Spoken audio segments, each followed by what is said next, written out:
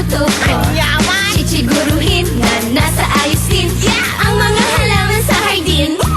Cha-cha-cha, may pag-asa ba ako? Cha-cha-cha, may tinatalikuran mo. Cha-cha-cha, pagkamatadyakan mo lang ako. Aray ko! Cha! Hoy mo, cha-cha, tigilan mo na nga yan. Cha-cha-cha. Ang bihira naman ng mga pulis ito ay pa magsialis.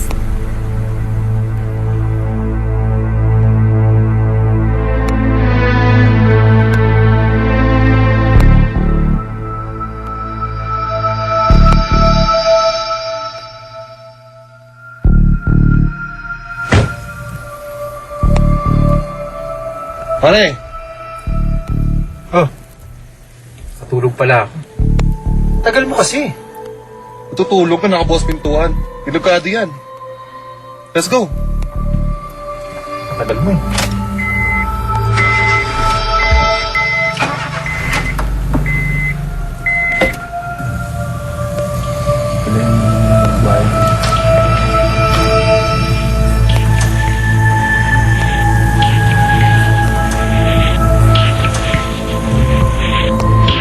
Ba't hindi mo pa hinatid si Philip sa kotse niya? Ma, nakakaya naman kung masyado akong magpapaka-eager na i-please siya. Tsaka, kakakilala pa lang namin eh. Baka isipin nun, napaka-forward ko. Sweetheart, in this day and age, it's pretty alright for women to be forward. Ma, burol ngayon ni Daddy. Kaya ayoko mo nang isipin yung ibang bagay. Kaya kung pwede, hayaan niyo naman munang ipagluksa ko yung ama-amahan ko.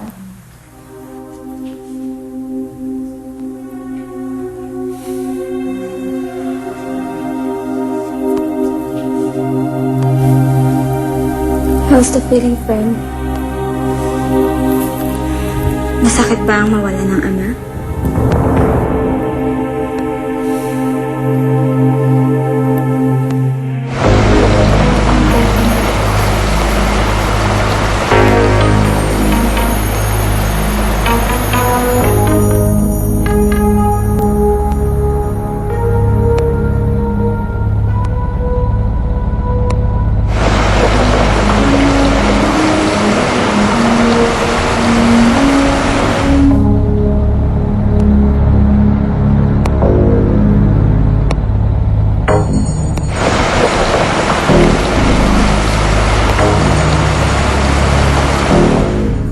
Ginagawa mo dito?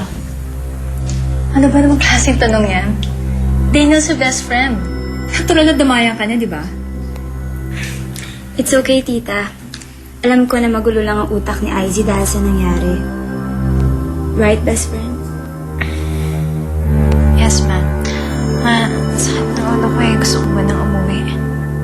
Teka muna, kararating ko lang, uwi ka na.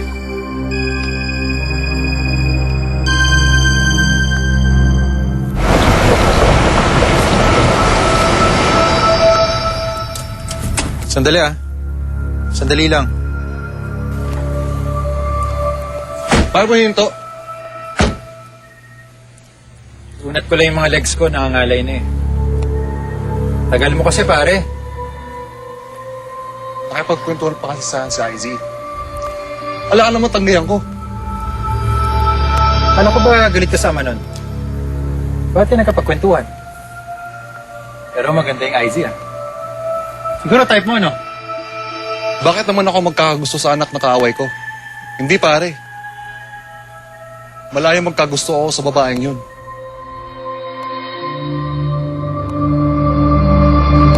Kung okay ka na, halika na. Sandali ah. Boss, sandali ah.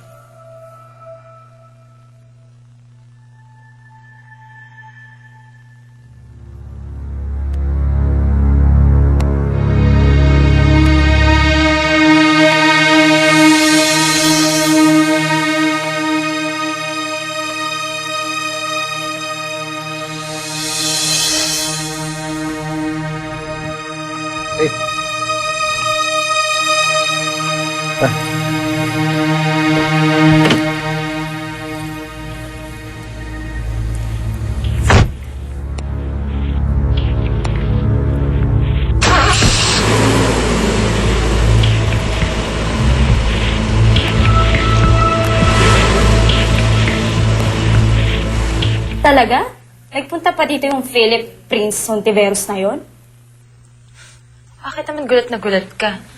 Eh kasi walang yayong lalaking yun. Wala yung pakialam sa nararamdaman ng ibang tao. Kaya nagtataka ko ba't nagpunta pa dito yun.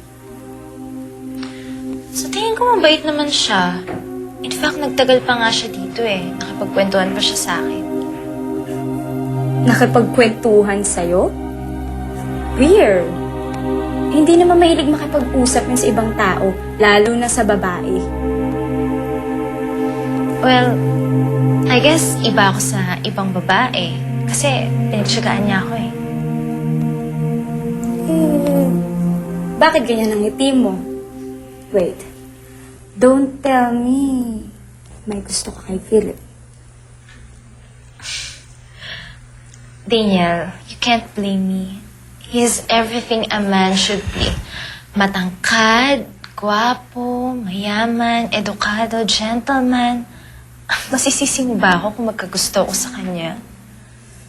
Well, kung ako rin siguro, ganyan din ang mararamdaman ko. Basta friend, huwag mo kakalimutan na kaibigan mo ko Kung ano yung magkakaroon ka, dapat ganun din ako. Para hindi magkalimutan na magkaibigan tayo.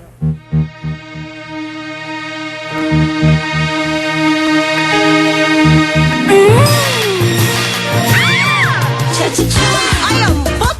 Kunin na lang ko! Kunin na lang ko!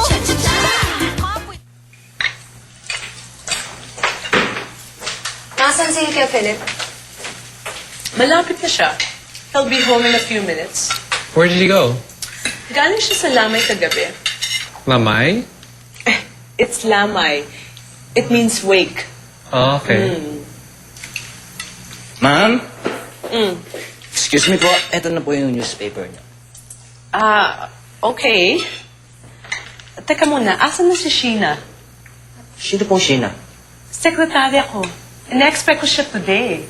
Kaya ako tinatanong sa'yo. Hindi ko pa po nakikita. Sige. Sabihin mo sa kanya, pagdating niya, puntahan niya ako. Kailangan kami mag-usap. Yes, ma'am. Okay? Excuse me. Excuse me. Hey, Mom, aren't you gonna finish your breakfast? No, guys. I have to work. Excuse me.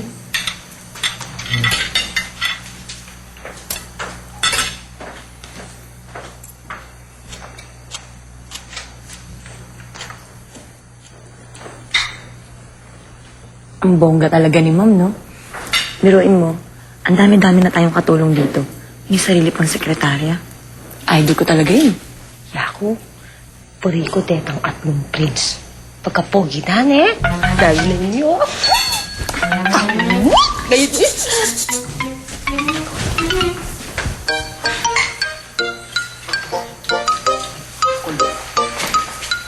Tubig? Tubig, sige na. Oh! Harry! William! So how are you? Oh, you still remember?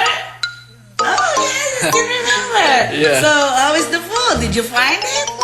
Ipapakremate mo si Daddy, Mami? Ayoko pa magtagal yung burol niya dito.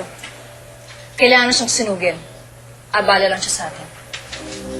Pero Mami, eto na yung huling pagkakataon para makasama natin siya. Bakit kailangan madaliin? Wow! Kung magsalita ka, parang mahal na mahal mo yung ama-amahan mo. Huwag mong kalimutan, ikaw nagpapatay sa kanya. Dahil yun ang gusto nyo. Ginawa ko yun para sa inyo. Kahit nabag sa loob ko, sinunod ko kayo.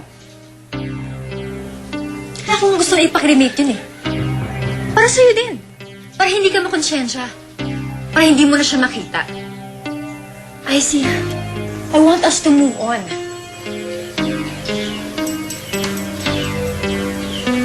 Mangyayari lang yun pag hindi na natin nakikita ang katawan ni Robert.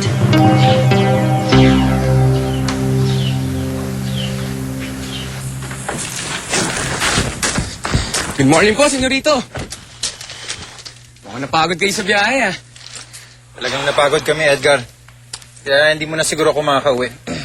Dito muna ako sa inyo matutulog. Edgar, pakihanda yung guest mo para kay Arthur. Sige po, ako na lang po yung bahala.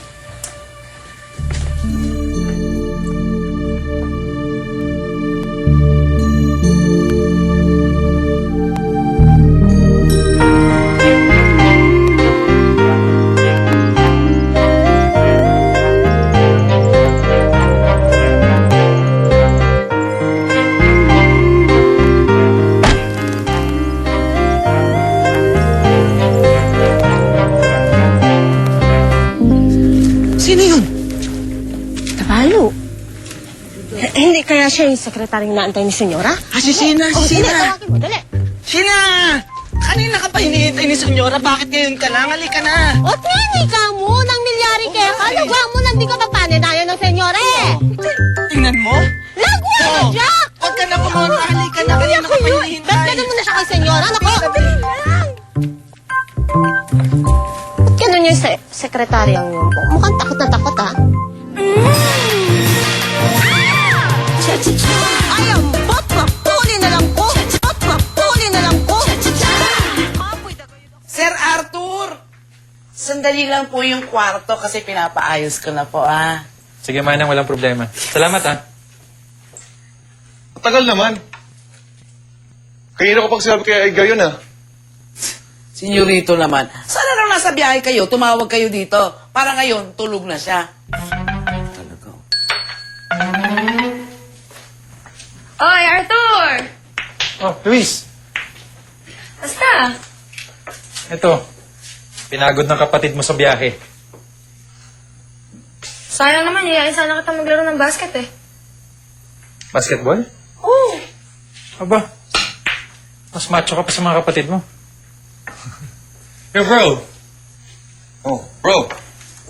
Musta? Musta bakasyon niyo? Boring. But, we gotta ask you something.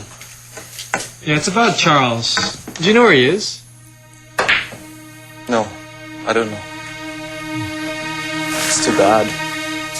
Because we really want to see him.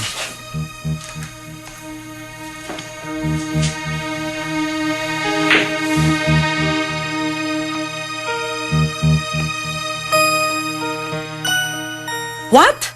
Hindi pa tapos ang project? Di ba dapat last week pa yan? Okay, I'm giving you until this week. Kung hindi, papalitan ko kayong lahat. Okay? Senyora, Oh. dito na po si Sheena. O, Sheena, diyan ka na pala. At hinalikan ni Jaime sa bebeg si Barbara. At ang halik na iyon ay parang langit kay Barbara. Hoy! Anong ginagawa mo? Nagbabas ka, dapat naglilinis ka dito. Wala naman ha? Ayan, unsa na? Ay, pag tinuto ka na, takaw. Ang dali mo. Good morning. Nandiyan po ba si Senyora? Ay, Uday. Kausap yung sekretarya niya. Sekretarya? Imposible. Ako si Sheena. Ako ang sekretarya ni Senyora Zenaida. Ikaw si Shena? Oo. Chuck, siya na yun. Sino hinatid ko kay Senyora kanina? Ay, Pastilan. Ano ka mo? Pastilan. Ano yun? Pastillas. Sheena, okay na to mga documents sa pilmahan ko na. Pwede na padala sa Manila. Sheena, pakimasahin naman tong bato ko. Sakit-sakit. Masyado ako stressed.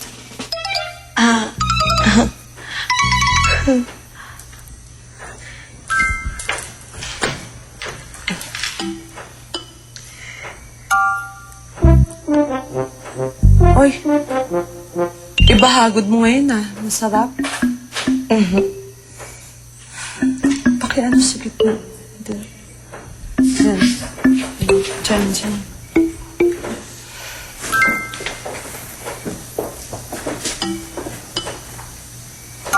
Ma'am? Dito. Senyora, Oh, nandito na po yung totoong sekretarya nyo. sino ka? Sino to? Ano ginagawa mo dito? Pasensya na ho. Kasi, napagkamalan lang ho nila ako eh. Kaya wala akong Sino choice. ka?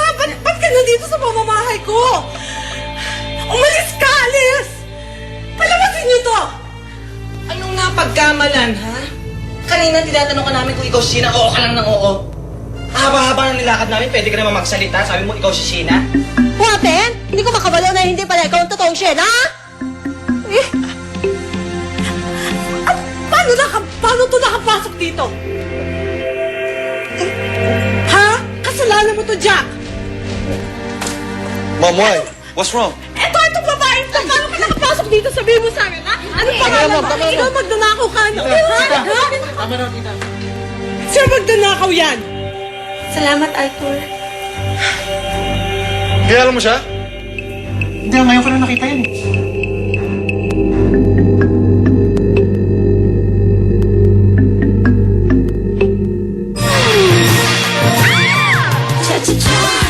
Bakit alam niya pangalan mo?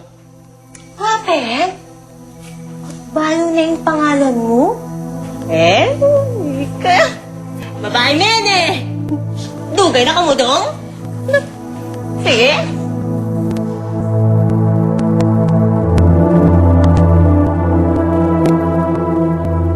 Yan na po ba yung abo ng daddy ko?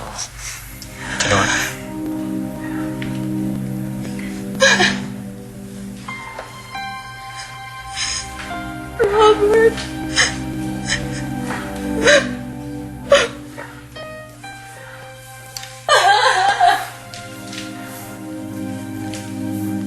Robert.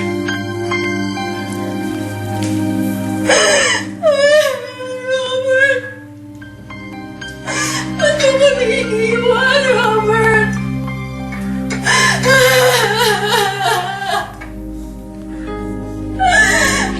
Robert! Paano na lang kami? Robert!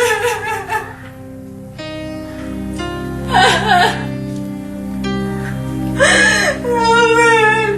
Mami. Mami. Tigilan mo na yung ate mo. Nakakairita. Ano ka ba naman? Kailangan pakita natin nagdadalamhati tayo. Para hindi tayo para paniwalaan tayo at hindi tayo pahinalaan. Don't be hysterical. Nakakahiya.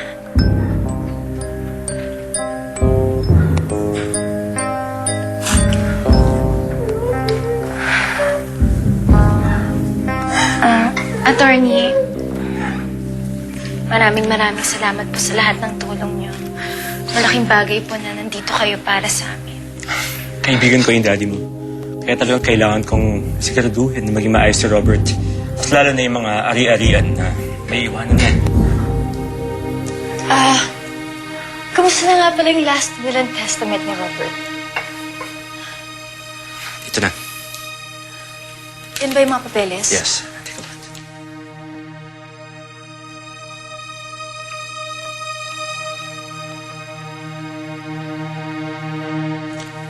By the way, nakasad pala dyan na si Rochelle ang makatanggap ng 70% ng lahat ng ari-ari ni Robert and only the remaining 30% ang makuha ni IZ. What? Bakit 70% ka na siya at 30% na sa anak ko? Wala na siya dapat manahin. Siya pumatay sa asawa ko! Pero hindi pa nahuhuli ng polis si Rochelle Janine. At hindi pa siya nililigtas ng korte. We don't even know kung sino pumatay sa asawa mo. At hanggat hindi na akusahan si Rochelle, the last will and testament of Robert Avellana will remain.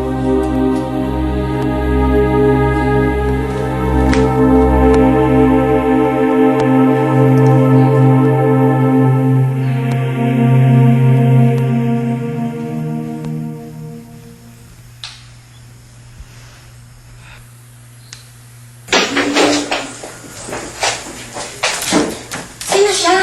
Ano ba? Siya yung nagpanggap na sekretarya ni Senyora? Ang lakas naman ang loob niyan. Anak. O, pinagsabi kita ng merienda. Tumahimik na kayo. Kung may marinig tayo, sigawan pa tayo dito. Ikaw talaga, ingay-ingay ninyo. Quiet!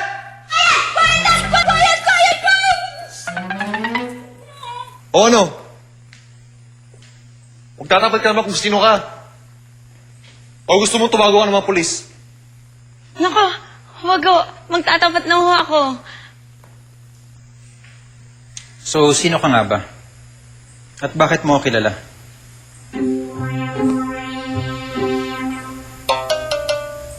Eh kasi ho, anak ho kasi ako ng ng dati niyong katulong. Lagi akong pumupunta sa bahay niyo para humingi ng pera kay inay. Yung katulong niyo nga ho. Si Manang Ising? Yun nga ho. So bakit pumunta ka dito? Kasi ho, kagabi, nakita ko ho kayo ni Sir Arthur sa punerarya. Kakausapin ko ho sana si Sir Arthur para humingi ng tulong. Kaya lang, umalis na ho kayo. Kaya sinundan ko ho kayo dito. Ano bang tulong hingin mo sa akin? Kasi ho, simula ho kasi nung umalis si inay, nilang katulong nyo. Naghirap na ho yung buhay namin. Sa totoo nga lang ho, ayoko nang magkwento Kasi talaga, Yun naman pala bakit di mo sinabi agad? Ba't nagpanggap ka pang sekretarya ni Mami? Napagkamalan na ho ako Yun o! Yung mukhang pulis. Sorry ho kung nakagawa ako ng gulo. Hindi ko talaga sinasadya. Nagsasabi kaya yan ng totoo? Mukhang hindi. Mukhang nagsisinungaling. Ano nga ba ang uling pangalan mo?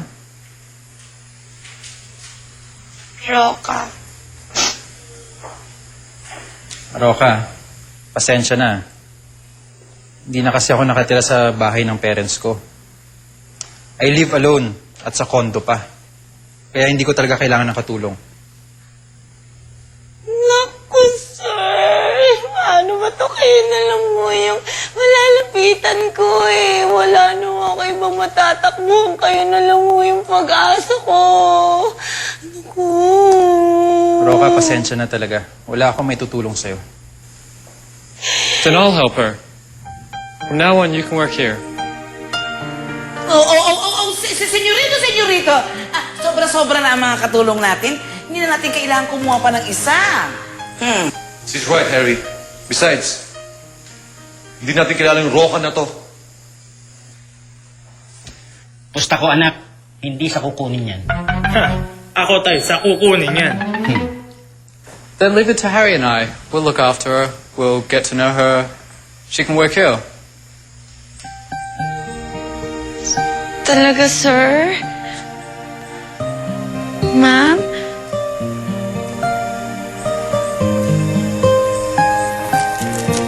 Sige tayo. Panalo. Mag-mans-mans ka.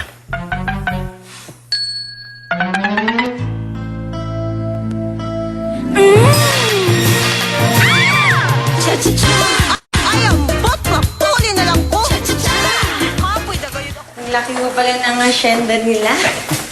Nako yung maisan at manggahan lang ang nakita mo, pag dinala pa kita doon sa palaistaan, baka bukas pa tayo makauwi.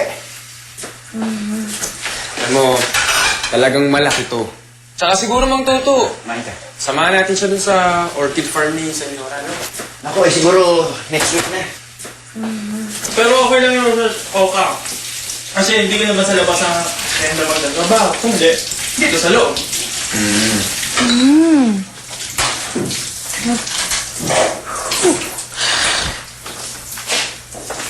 Ayun!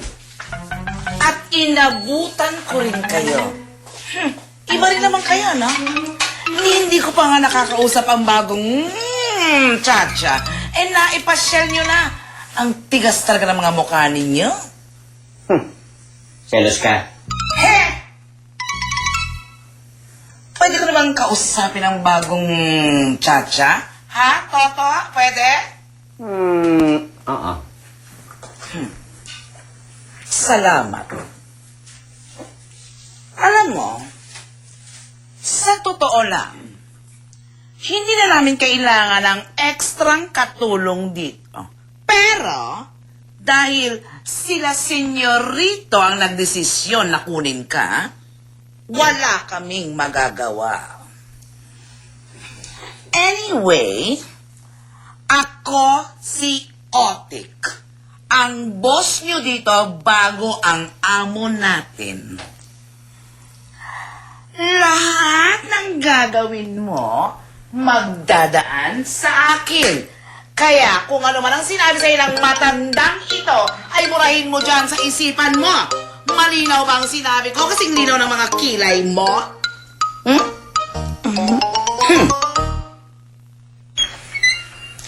Dito ba nakatira si Shane? Oo. Sino po kayo? Ako si Janine Avellana. Asawa ng taong pinatay ni Rochelle. Hindi ka pa yung tumitigil sa kakaiyak mo? Oh, natutuwa lang ko kasi dito na ako nagtatrabaho. Kasi kasuhin mo mga gawaing bahay. Hindi puro drama. Mga kwentong puno ng inspirasyon.